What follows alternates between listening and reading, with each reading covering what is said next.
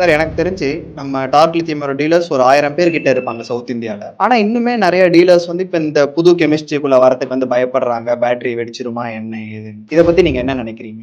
இது பார்த்தீங்கன்னா, fear of failure அப்படின்னு சொல்லிட்டு சொல்லலாம். இன்னும் நெறைய பேரால இந்த லித்தியம் பேட்டரி அப்படின்றது ரெகுலர் லெட் ஆசிட் பேட்டரி மாரி கிடையாது. அப்படியே கம்பெனிலேருந்து ஒரு 150 வாங்கி 150 அப்படின்னு நான் வித்துட்டு போலாம் அப்படின்ற மாரியான கான்செப்ட் கிடையாது. இது வந்து ஒரு பிரீமியமான சொல்யூஷன் பேஸ்டு ப்ராடக்ட். இப்போ உங்களுக்கு வீட்ல என்ன தேவை அப்படின்றது நான் அண்டர்ஸ்டாண்ட் பண்ணி உங்களுக்கான எக்ஸாக்ட் கிலோவாட் வந்து நான் ரெக்கமெண்ட் பண்ற மாரி இருக்கும். இது எல்லாராலயும் பண்ண முடியுமா?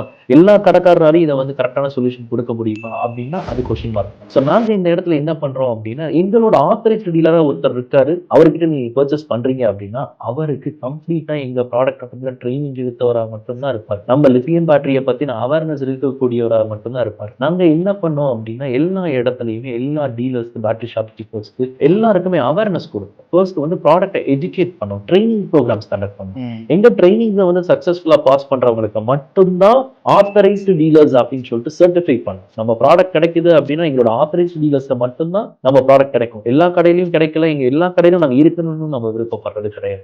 நம்ம சொல்யூஷனை யாரு கரெக்ட்டா மக்கள்கிட்ட கொண்டு போய் சேர்க்க முடியுமோ அவங்க கிட்ட தான் நீங்க நம்ம ப்ராடக்ட்ட பார்க்க முடியும்.